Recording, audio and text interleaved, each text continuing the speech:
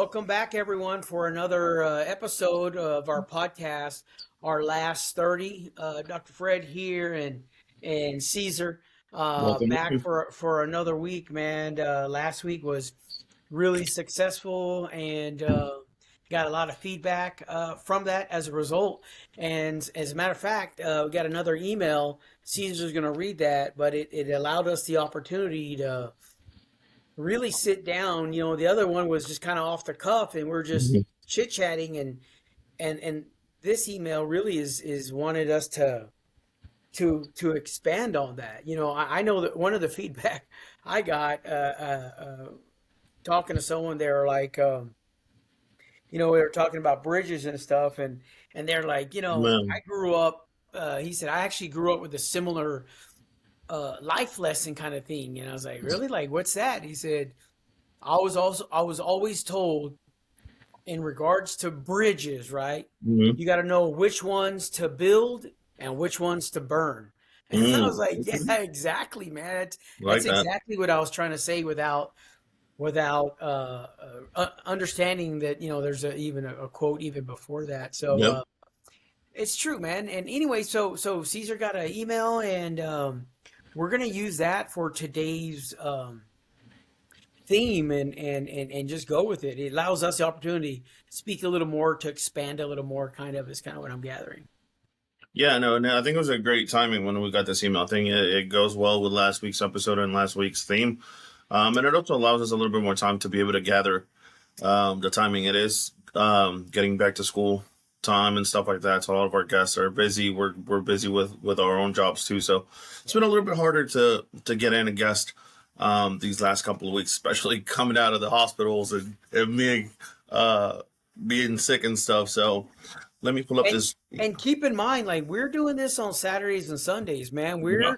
We don't have time during the week to get together, which is unfortunate. But I mean, the reality is we have our job, we have our Mhm. other responsibilities and things that we participate in. Caesar likes to play soccer and on these leagues and there in Dallas, and so, like, those are things that are important to us that we got to keep doing. But more than important, our job is our primary Yeah. things that we need to do to That's where survive. we make the money. So yeah, so here we are on Saturdays getting together and trying to get this done and edited so that we can post those on Wednesdays. Wednesday. And anyway, so just so you guys know a little bit of the background, like, um, it's easy to be critical and be like, why not this and this, or like, we limit to 45 minutes to an hour because we Mhm. don't have a whole lot of time. Mhm. And here on a Saturday morning, that already, you're thinking like, man, all the things that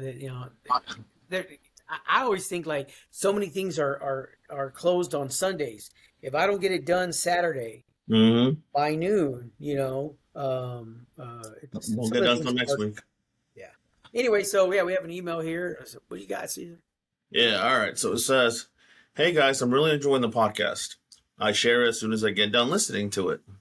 The guests you have interviewed are great, and I definitely enjoyed the last episode. If you can, do you mind expanding on the advice?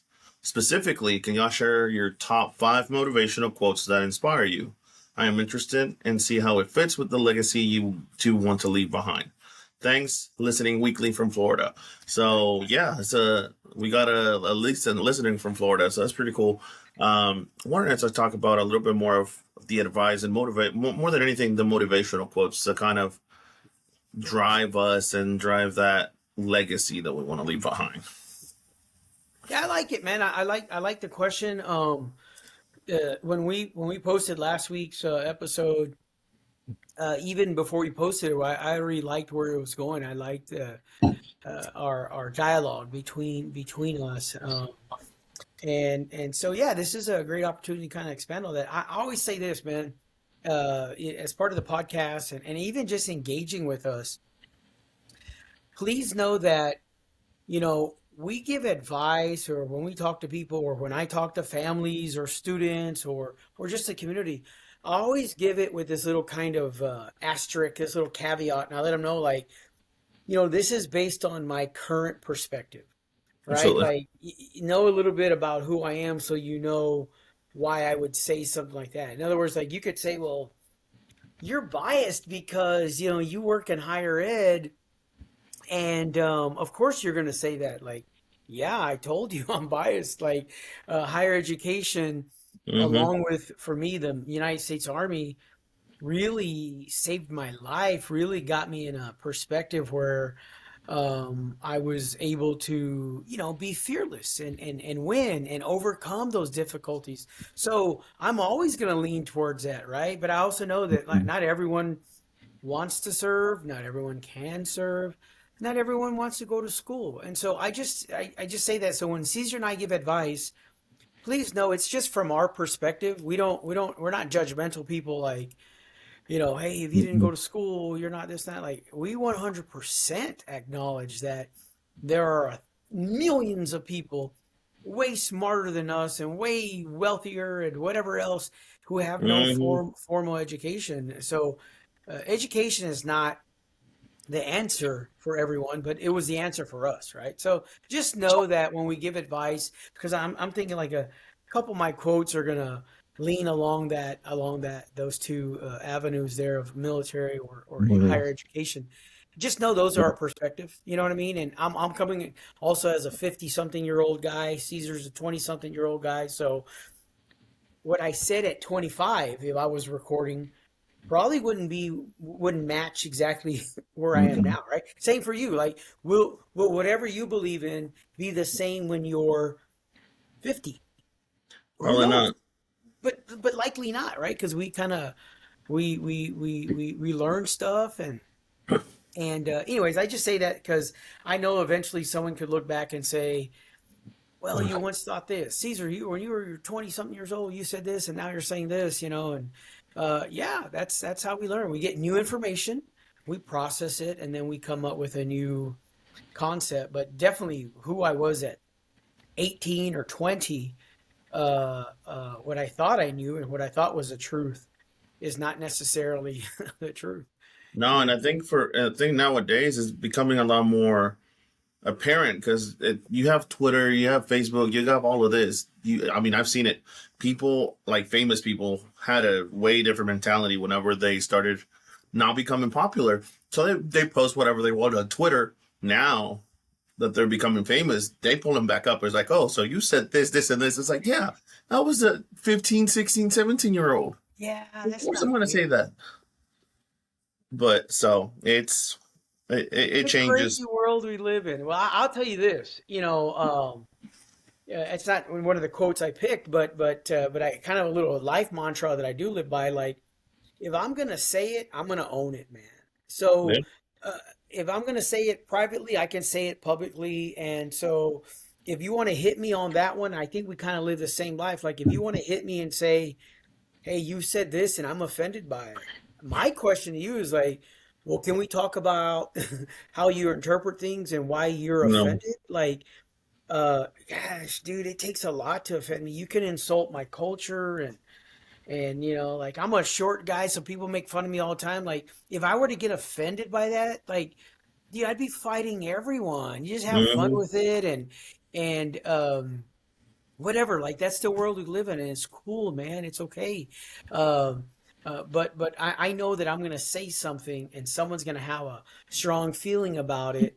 And I don't think we say anything to intentionally hurt or offend, but just the way life is, people are going to be offended. I do feel bad for those celebrities that were 17, 18, or 20 something years old and said something just kind of whatever. And now they're 30 or 40 or 50 and people are saying, you said this in Hmm. 1990s, is it true that you were supporting whatever a political party or this and Right. it's just like I don't know. You It's did this back in college. Well, yeah, it was yeah, exactly it's there. wild, It was man. back in college. You know what? If I'm gonna be honest with you, if we were all fully exposed on the things we did in college or as teenagers or Bro, whatever, nobody would talk shit, dude. no. Like, the reason people my age maybe can talk a little shit, act a little arrogant, like, oh, these dumb kids, well, Because there you don't wasn't have a whole lot you of don't have recording social media. devices. That technology didn't exist. So, whereas now, right, if you get in an argument with someone, let's say I'm arguing with my neighbor, I can all but guarantee that someone is recording it and already posted it Mhm. to some kind of social media site. Oh yeah, And depending on what you say and do, you might go viral in a way that, well, I guess real understand quick, viral is not a good thing. real quick.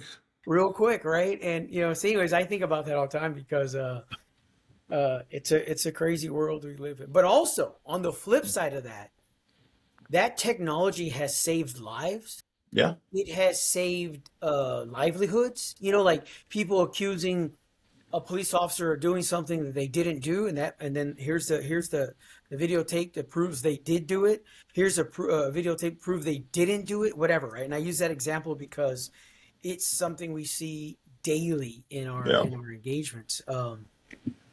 A job that I just feel sorry for the medical field, for teaching and police officers. Like those are such tough jobs. They're not respected anymore, Mm-mm. and it's sad, man. Like for me, that's just my perspective. I think it's sad that we don't respect police officers, teachers, and medical professionals anymore. Man. It's anyways. Hey, but that wasn't today's topic. It's not about. We're losing our mind. Bro, we can go down a rabbit hole with We can whatever kind of topic we want to talk one about. hundred So percent. No, listen. And if man, if Caesar and I were independently wealthy, and we didn't have to work, we I gotta think have an episode every day. yeah, dude, we would just be saying stuff, talking all day long, and having a great time, and cafecito at the local restaurant, and chit chatting, and like here, same dude. I'm drinking grapefruit juice. Uh, Oh, you're that's right. You're 50 something. You need to bring your juice. man, I love grapefruits, man. They're just like I don't know. I Ay, love them, especially the ruby red from mm, South Texas in the Valley. Like, oh my yeah, goodness. those are good. Anyway, Those are good. I'll give you that. But so all right, listen, no, they're you want to delicious. jump into your first quote?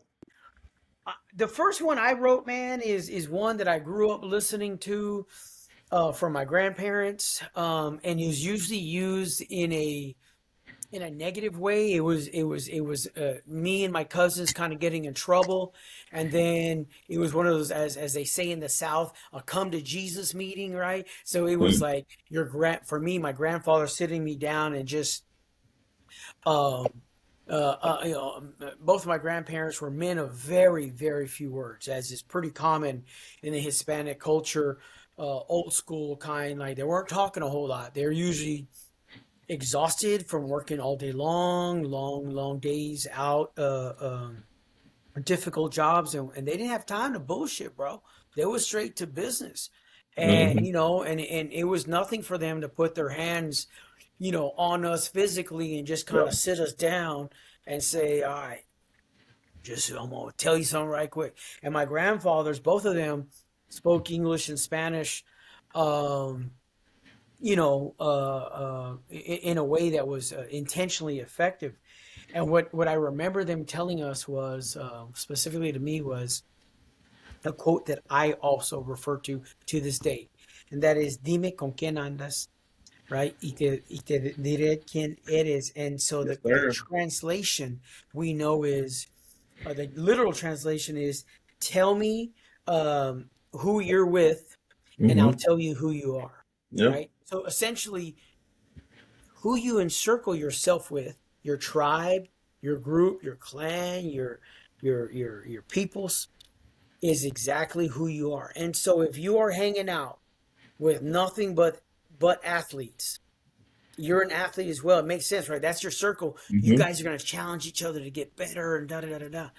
But if you like, we were not necessarily making good choices. We were hanging out with other people not making good choices. So Yeah. we fed off each other, and what they were saying was true.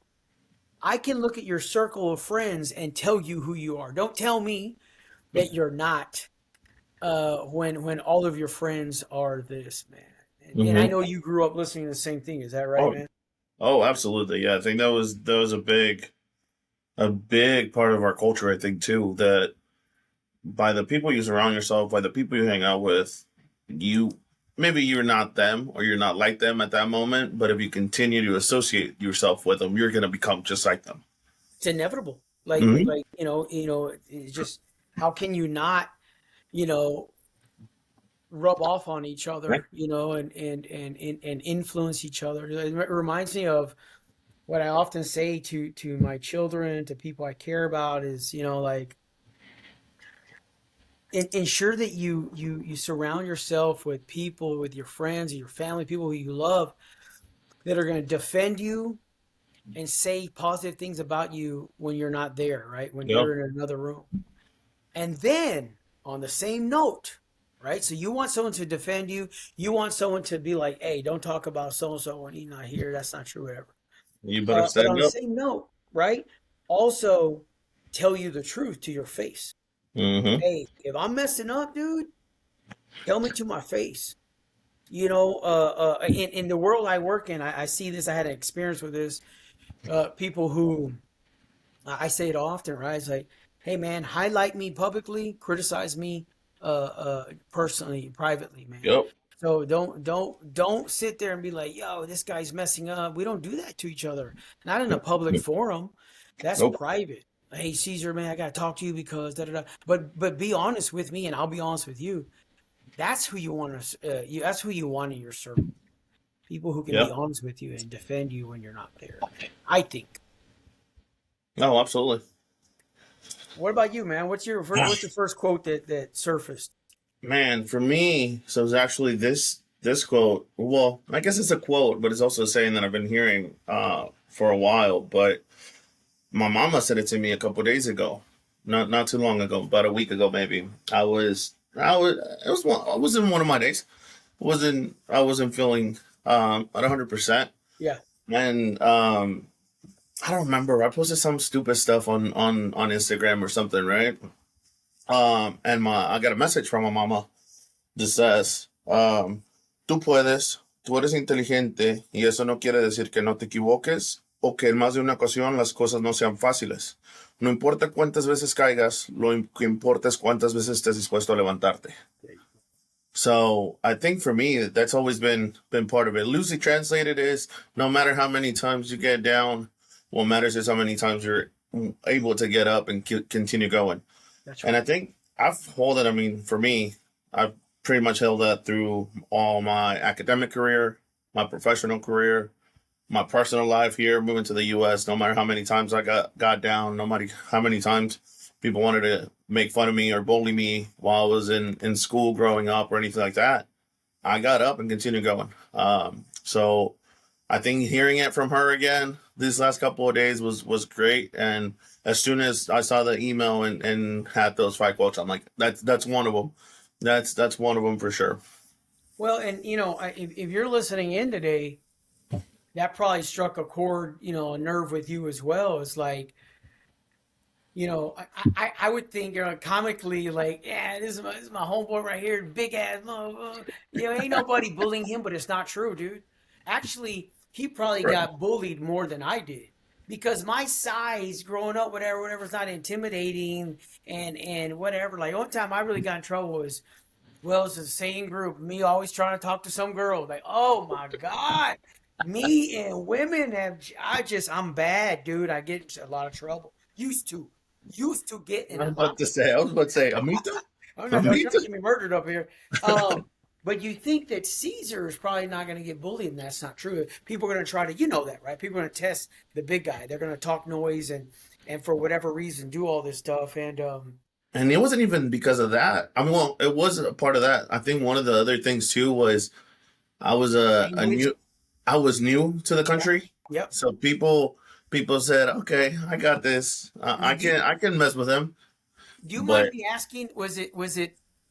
If it's not, don't tell me. But was it people? Was it members of your own of community? course, of course, absolutely, I knew, but I just didn't. absolutely, absolutely. It's like like he don't speak the language. He don't do this or whatever. But at the same time, I wasn't speaking the language, but I was out doing them in math. I was out doing them in reading. I was out doing them in writing. So they're like, "How is this Yeah. kid that Yeah. just got here a few months They weren't ago. calling you kid. Of course not. That's why I stopped a little bit. This kid, outperforming me, that I was born in this country. This is my first language. Like it hit. Like, I don't know. I guess it hit a chord on them, and I mean, for me, it just fueled me to keep going and continue to push. And I was in the gifted and talented program my first year, or all through middle school or elementary and middle school, It's the with not jealousy, knowing the bro. language. Exactly. People can't handle, it's really, I mean, I think it's a beautiful, it's the immigrant story to our Yeah. country, man. People come here and they're so hungry for the opportunity. And I don't know, here's a message to my fellow Americans.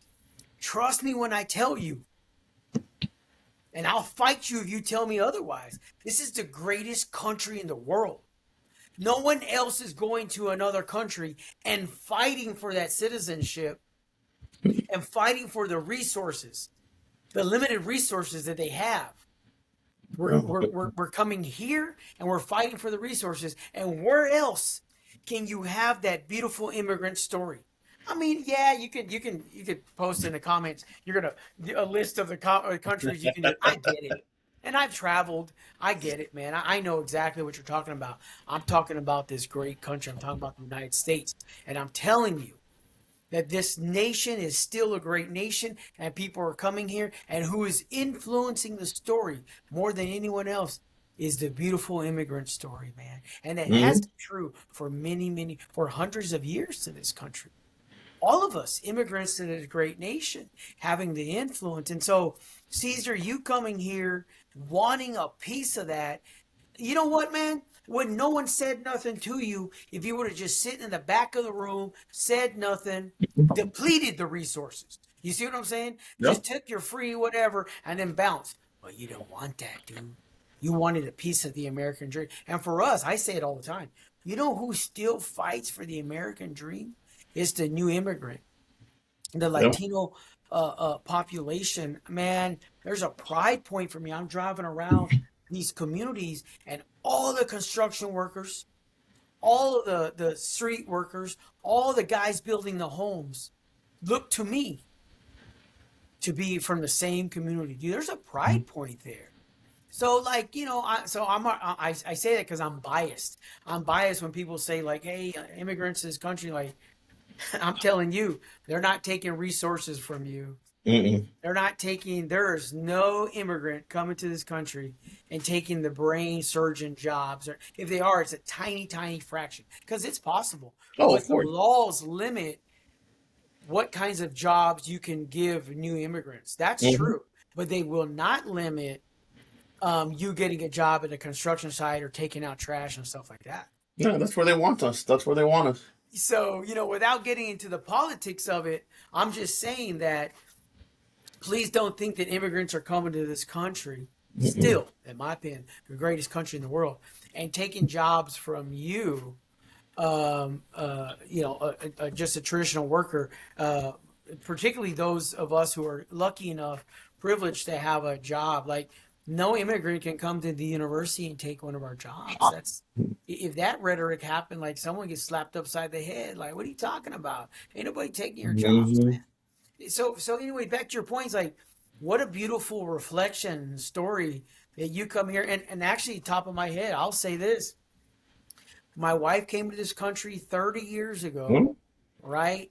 Still we had to go through the process like everybody else, even though I was an active duty army military member, still had to go through the process. And I remember asking a lady at the immigration office, I was like, hey, how much more time before she gets approved to come here? And Hmm. the lady says, how old is your fiance?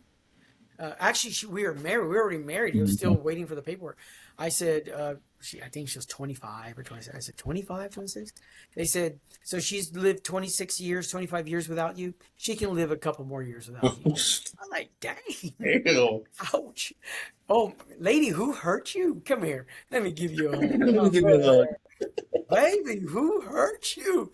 And I was just like, dang. So, anyways, these things, but we went through that process as well. I think about people like my wife that come to this country. learn the language, man. Oh my goodness. Learning a difficult language because the rules of English, Hmm. you know, I mean, and we can come up with several examples.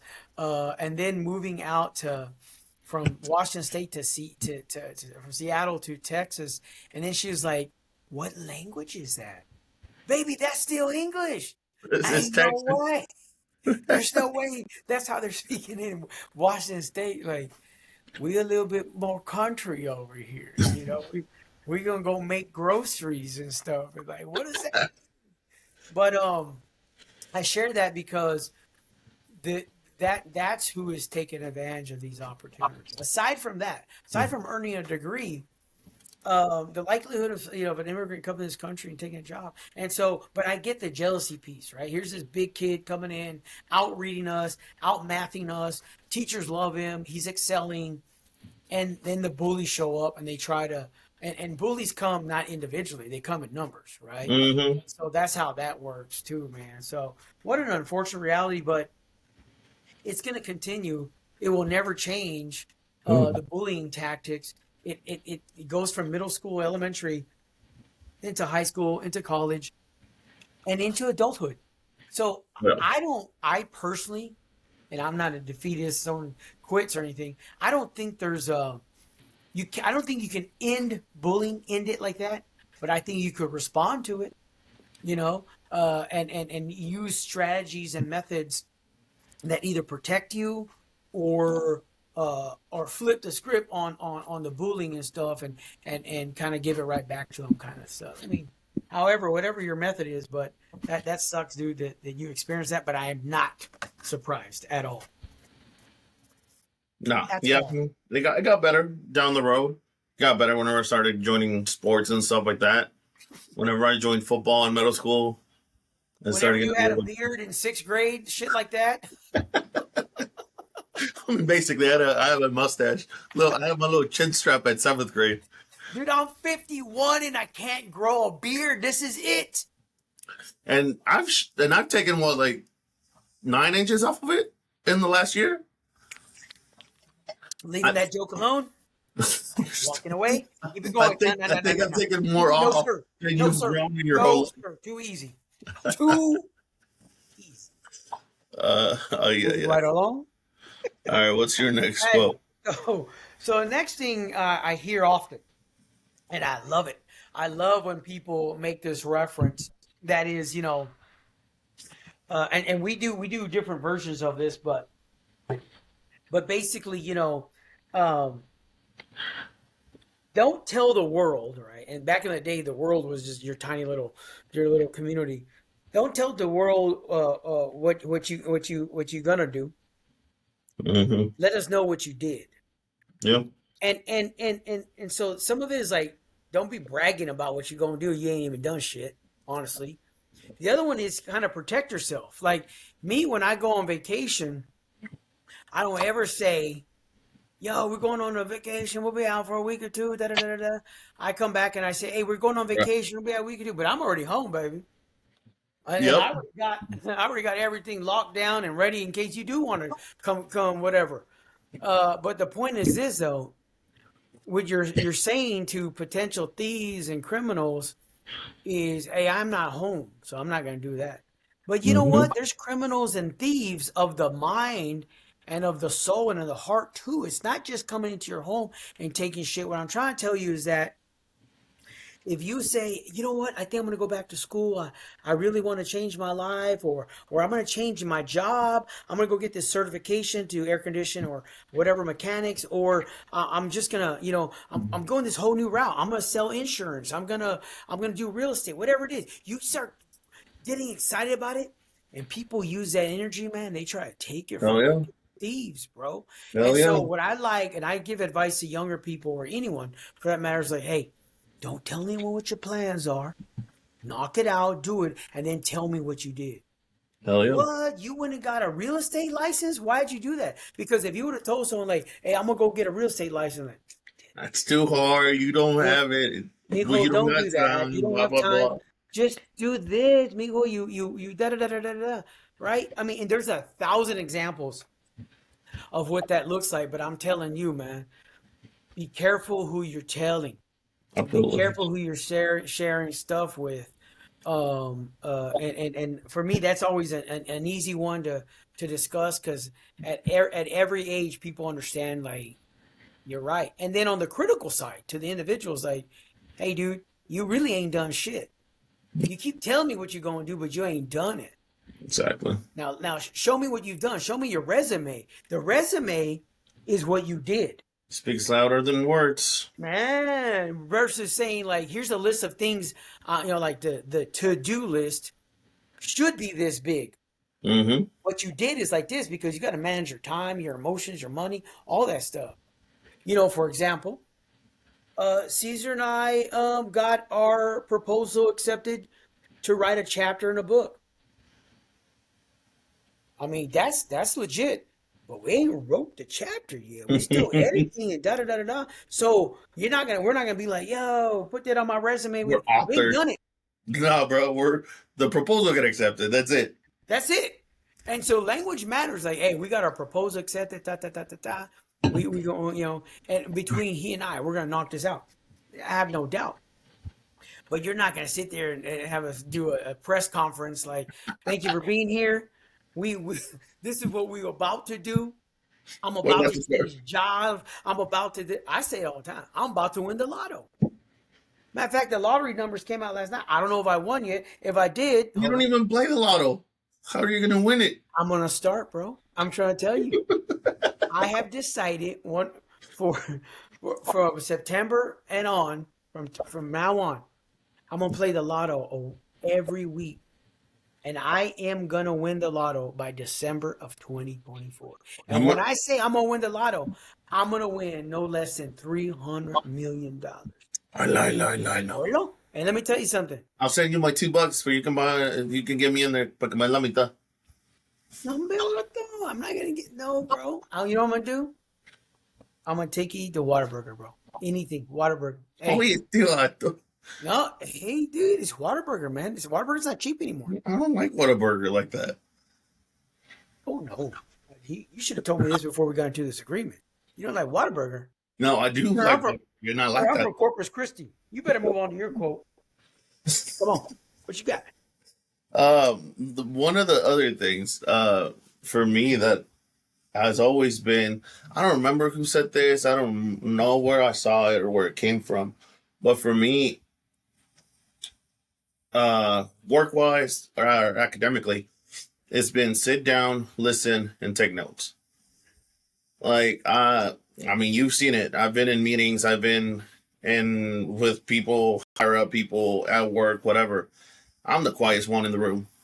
I'm just absorbing it all in. I'm taking it all in, making my notes, and whenever I have to say something, it's going to be something that's going to be beneficial to the conversation. Right. And I'm not just going to say something to start complaining or start bringing stuff up. I'm just, if it doesn't bother me, if it doesn't have anything to do with me, if it's not going to be something intentional that's going to move the conversation along, I'm going to keep my mouth shut, just going to continue to make my notes and keep moving forward. Like that was one of the things that I've always was told to do and learn how to do. And I think I continue to do that still in my career. I mean, I'd rather not get into any of these political messes, some of these conversations that we have with upper level people and stuff like that. I'm just going to keep my mouth shut. Yeah. The less y'all know about me, the better. Yeah. And it's true, right? For me, it's unfortunate that you have to live like that. You have to say it, but it's true. The more you expose yourself, Caesar, the more you say things about you, the more, como se dice, like the opportunity for someone to be critical of you. Yeah. You know, The more ammunition they got. yeah. Did you know on the weekends that he gives and helps people, the homeless community in Dallas? Like, how is that a critical thing, dude? Man, somebody could turn into a criticism. Oh, yeah. Oh, yeah. Like, hey, that person goes to church, he dedicates all his time to church. Like, that's a great thing. And then they say, flip it, that dude, he don't do nothing but church. He can't see nothing else. Like, you can turn everything into a criticism. And the way humans are, you can justify anything. You can literally justify some really abhorrent behavior. Hmm. some criminal activity, you could justify it like that. And we can give examples of that, but it's true, man. What Caesar said is true, and I hope. As a matter of fact, before I forget, as you guys are listening to it, write down a couple of quotes that you live by. Share it with us in the comments, man. I'm interested Yeah. to listen, to hear. Are you listening uh, uh, to some of the stuff we've said? As far as like, are they quotes and life lessons that you've heard and you use? And I'd like to hear what are some of yours, man? Again, we can do this forever. We can talk about quotes. As a matter of fact, there are people who live by these life lessons and quotes, and Hmm. I think I'm one of those. Like I'm a kind of guy. Like if I were to walk you around my house, I have different signs that say, like one of them over here says, "It's never too late to live happily ever after." Right? Like one of these signs that you get from Hobby Lobby or whatever, all this stuff. But I love those things, man. Those things go a long way. Yeah. If you can, man, take a picture of something of a sign you have in your house, put it in the comment section. I wouldn't mind seeing that. I'm someone that gets off to those kinds of things. I really enjoy seeing, if you will, what makes people tick. Hmm. Right? You go into their office or into their home. For me, right when you walk in, you're gonna see a big old wall of family pictures of my family, of my kids. Like that's my weakness, man. That's who I love. That's what I do everything for. You know, like it's a Hmm. beautiful thing, bro. And you get an idea of people. Or I go into people's offices and they have like a lot of adornments of let's say of a, I don't know, let's say Winnie the Pooh or and then engage like, hey man, so like Winnie the Pooh, what's up with that? I don't know. See, there's just an example I came up with. Okay, let me clarify. I don't know anyone with Winnie the Pooh things.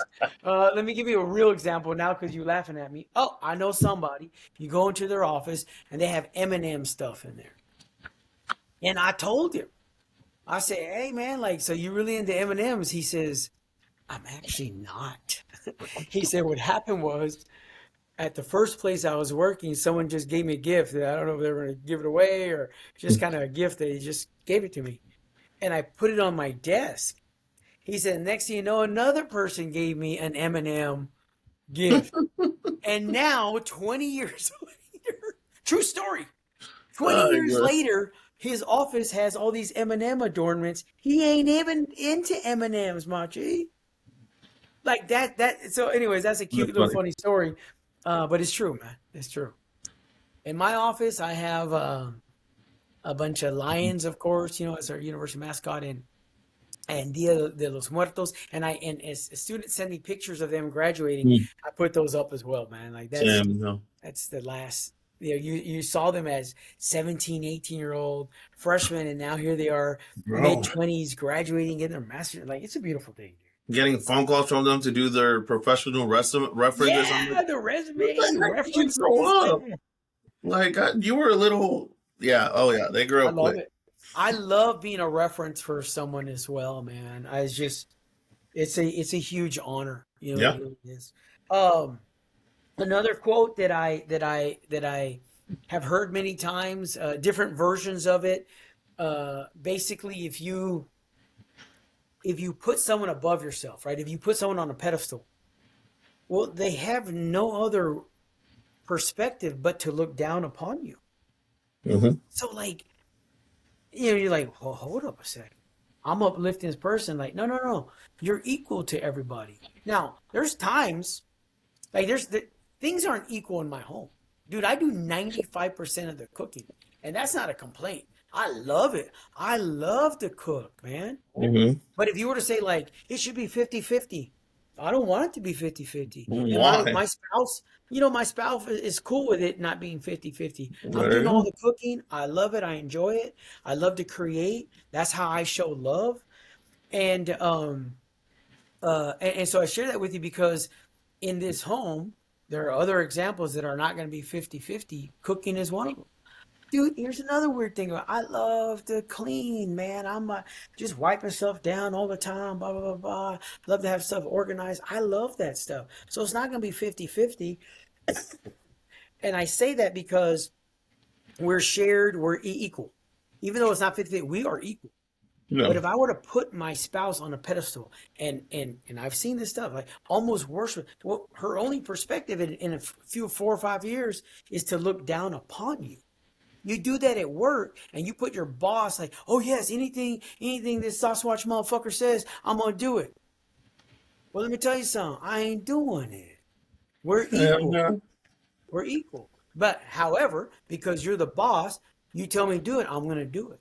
I'm lucky. Like right now, dude, I have one of the best bosses I've had in 20 or 30 years, dude. And that's not for him or her to listen. I'm just telling you, man, because this person allows you opportunity for growth. But I know that you might not be. If you're listening, you may not be there. You may be you might be where I was a few years ago, and it was miserable. Sorry ass Sasquatchery, man. You know, Yeah. but where I'm at now is a level of happiness that allows me to grow and develop. There's some criticism. Is it do you are you going to be promoted? Nah, you're probably not going to be promoted, but and that's okay for now. The point is Mhm. this though: different age, different perspective. You're looking for different things. Heck yeah. You see what I'm saying? And for me, the biggest thing is a mutual respect relationship. I have it in my home. I'm seeking it in my work. And so I get it. I'm lucky, man. I'm privileged because that's not true for other people that I know. They're not being respected at their office, at their workplace, at their union. Like they're not being respected. So for me, the lesson is don't be putting nobody on no pedestal. Don't uplift them and don't lower yourself. Mm-hmm. Right? Now, again, if I want to celebrate my wife or treat her like a princess, that's not what I'm talking about. I love to do that. I love to open the door for her and spoil her and stuff like that. But never at a detriment to myself. Right? It's not like, dang, let me not do this so she could have this, because then later on you're gonna feel taken advantage of. The last example I'll give you was many years ago I was working, and this is why I have this misinterpretation, I believe, of why I wasn't happy with a previous boss. I was dedicating 80 to 100 hours of work. Well, in Mm-hmm. higher ed, you only get paid for 40. So when you need a day off and they won't give it to you, then all of a sudden you get your feelings hurt. Yeah. But I gave you so much of that. But that was not for you to give. Mm-mm. The love, Nobody told you to. yeah, man, the love and respect you should be getting at home. You should be giving at home. Don't be looking for that at your office. Then I got my feelings hurt. And I was like, oh, I hate these people. And da da da. They're just doing their job, bro. And You you got to do your become job. bitter, bro. You You become become bitter, bitter. bro. You do because you're like, man, I give so much. I do all this. But that was on you. Mm-hmm. It's like the lesson I tell my son. I've said this before. He opened a door for somebody. He said, that lady was a rude. She didn't even say thank you. But is that why you opened the door, mijo? Did you open the door for a thank you, or did you open the door because you thought that was a nice gesture? Mm-hmm. You see what I'm saying? So same. Yep. If you want to give 80 hours at work and 100 hours, and you know you're only getting paid for 40, bro, that's on you. Yep. Don't be mad when they're like, I mean, Nobody promotion. told you. Give them a good 40. I I didn't mean, make you do it. So those kinds of things you gotta learn too. That was a tough little lesson for me, but I had to learn that. What else? mm-hmm. I got one here real quick. So I've always been into sports. One of the guys that I've followed since his career started probably was Kobe. Well, obviously not since his career started because he started whenever I was born, but since I have recollection is Kobe. So he's a great example. One of the quotes that he says is the one thing you can control, you are responsible for how people remember you or don't. So don't take it lightly. And I think that speaks highly about the legacy that we want to leave too. The people are going to recognize you for what you leave behind, whether it's good or bad. So if we're able to make a good impact on people, we're able to leave a good legacy. We're able to create and uplift our community like we want to. That's what they're going to remember us for. Yeah, we might not always be great. We might not always be at the best of our game, but that's what they're going to remember. For Kobe, it was what they're going to remember: the championships. They're not going to remember when he had an off game. They're not going to remember little things like that. They're going to remember what he brought for the team, what he brought for the Lakers, the legacy that he left for his family. and things like that. So I think that's a big quote. And honestly, I think I always in my office I always have Kobe quotes. In my little whiteboard, I always put Kobe quotes. And people's like, "Oh, you know Kobe?" He's like, "Man, shoot, just because I love soccer don't mean I don't love Kobe." Nah, what a phenomenal athlete and Mhm. person and father and husband and uh, sad and tragic to see him leave this planet, man. Yeah. But while he was here, man, the impact he had on young minds and old minds, and just phenomenal, dude, and super intellectual, Bro, like he was legit, smart. bro. You was saying some stuff. He was smart. But Yeah, he had a brilliant mind for sure. my last quote, man, mindful of time. My last quote is again just a conglomeration of things I've heard throughout my life, but I'm gonna make a personal example to it. Uh, you've heard like losing everything or having nothing will teach you more about yourself and will teach everyone else about you, Mm. right? Those lessons there, it'll teach you who you are, right? So when you have nothing, when you're exposed down to nothing, that's really who you are, bro. That's really Mm. like I see people all the time, like when they get frustrated, they get real rude. I'm like, Mhm. oh, so you ain't never been here before. You see what I'm saying? Like if you're a nice person, you're a nice person. I see a lot of rude ass people, man. And the reason why is because they live in the comfort zone. And over here it's uncomfortable, right? And they're like, oh, but I don't know. I don't know. Hey, but you ain't got to talk to me like that because I'm going to say Mm-mm. something. I'm telling you right now, I'm going to say something. Oh yeah. So if you talk to me like that again, I'm going to say something even louder. I'm just telling you right now. So what I'm saying, the lesson I learned when I was in the Army, they broke us down and they would call us, maggots and piece of work and like they just had a bunch of words for us. And I was like, yo, they ain't the words my mom and dad used to. My mom said all these nice things about me, and you were saying all these things. And what they were doing, Caesar, was they was breaking you down to nothing. Mm-hmm. As they said, they tell you, we're gonna break you down to nothing, and then we're gonna build you Builds you back back up up. to a soldier. And like, oh shit. And the pride point. So I'm telling you, when I was on that parade field at graduation and they played the national anthem for the first time, I was a soldier, man. I stood there and fucking tears were running down my eyes, bro. I was just like proud, dude. Mhm. Proud before the song, proud to be an American, man. Like, there's just this beautiful thing. And the reason why is because I understood from going from nothing to this, again, this level of pride I had never experienced before. And I played sports and I was affiliated with this and that. And I had neighborhood love and all that stuff, dude. Love for my city, but I never had that appreciation, that pride point. And Mhm. and so I'm telling you, kind of like another understanding of that same feeling is if you've ever lost everything, you've lost all your money, you lost people in your life. That's and how you respond. That's who you are, bro. That's what makes you fearless. Oh. Every one of those battles, going in there, fighting the fear, fighting the difficulty, fighting the unknown. When you get out of that battle, man, you are fearless. And my personal experience was in the military, but I've had many others since. Oh yeah. And I've seen it from you. I've seen it from other people that I care about. I've seen it from my own children at all ages, man. You're going to go through some tough times, you're going to lose it all. That's who you are at that moment. And if you Mhm. break down, the next time you find yourself in a difficult bind, you're going to break down again. Listen, I need you to get strong and Yeah. stronger every time.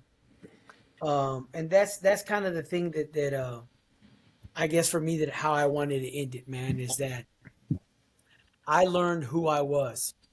I learned a lot about me, and to tie it up, when my mom passed away, I learned that I wasn't as equipped as I thought I was. Also, even at that age, and whatever, all the things on my tool belt that I thought I had, I needed I needed others.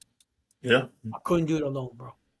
I think that's one of the things that we're least prepared for ever. Losing a parent.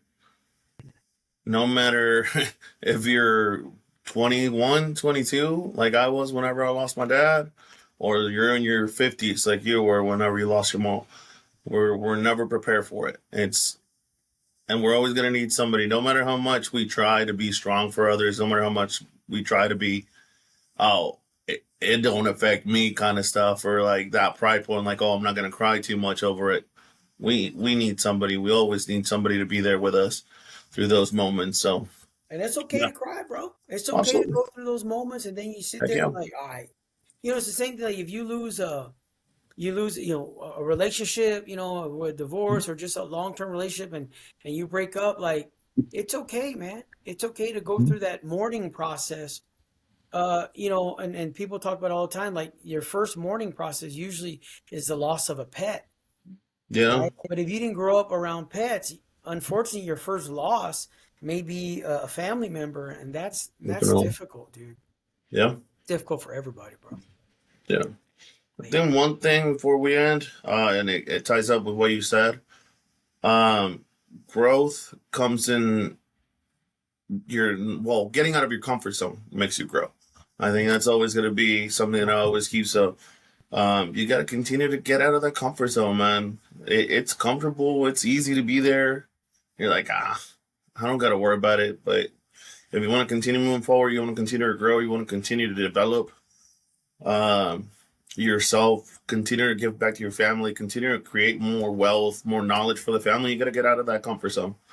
And that's the only way where we're going to continue to grow. And I think that's one of the other quotes that I've always lived by. I've been always intentional on how I move around, whether it be professionally, academically, personally, just trying to get out of the comfort zone because you get too comfortable there and you get stuck. Yeah, dude. It's So, true, man. Like if you're a religious person, you have to physically get up and congregate in your mhm, mosque, in your temple, in your church. If you're physical fitness, you got to physically get up and go hit the streets, hit the gym, right? That CrossFit gym. If you're someone if you're who wants to strengthen your mind, you got to go to a library, you got to go to school, you got to get in a circle of intellect. Like all this stuff is true. You got to get up. You got to pick yourself up, man. And I think about that often. It's like when the days when you least want to do it, that's when you got to get up and do it more. That's when hmm you definitely got exactly. to do it. Get yourself up or tell someone like, hey man, keep me in check because I've been struggling and I don't want to get out of bed, physically get out of bed. I don't want to get off that couch or whatever. I got Yep. called out by my son today. He said, Dad, I thought you said that in 2024 you're not gonna watch TVs on or television on Mondays. I said, I don't watch television, dude. We don't have cable. Mm-hmm. I don't have nothing like that. He said, but you're watching YouTube videos. I said, no, I'm watching documentaries. He said, but you're watching it on the television. All right, boy, you made your point. What do I got to do? He said, you said that on No. Mondays. He said on Mondays you weren't gonna watch it. Okay, I won't. He says, and then you said it's family game night on Mondays. You got me, bro. You made your point. That's really what he wanted. My son, in his 11, 12, now he's 12 now, in his voice was saying, I want more time with my dad. And Yeah. when you're watching TV, you're not spending time with no one but yourself. You're not going anywhere. You're not growing. You're Mm-hmm. not progressing. You're gaining a little bit of knowledge. Like the other day, I watched a documentary about fire ants. Why, bro? Why am I Is learning? there your size? That's what it was. Little, just like, that's what it was. I think From so. now on, from now on, if you listen to this podcast, and only if you listen to this podcast, you're gonna call me the fire ant. I'm gonna start. No, I can't work. You know what I'm talking about. You I'm gonna get you a little pin. little No Mexican. fire. I'm gonna get a little Mexican fire ant. Listen, man. Thank you for your time. Thank you guys for listening, for entertaining us with your presence, and I hope that we are being respectful of your time and you're doing our best to just engage. We have some, I guess, some guests lined up. We have some cool things coming in here in the next couple of weeks, and so please engage with us, shoot us, continue this. I mean, Mhm. that's 2 weeks, 2 podcasts completely based off emails, man. So Yep. keep sending those to us. Please engage. Love and connecting with people on the streets as well. People are listening, man. I'm just humbled, brother. Humbled. Appreciate you guys again. I know it's sometimes hard to pay attention to these two crazy guys, but appreciate y'all keeping following us. We'll have some more guests for y'all. We'll continue to listen to our emails and continue to bring episodes like this today. So we appreciate you guys, and we'll see you next week. Thank you. See you next week. Fire All Ant out. right.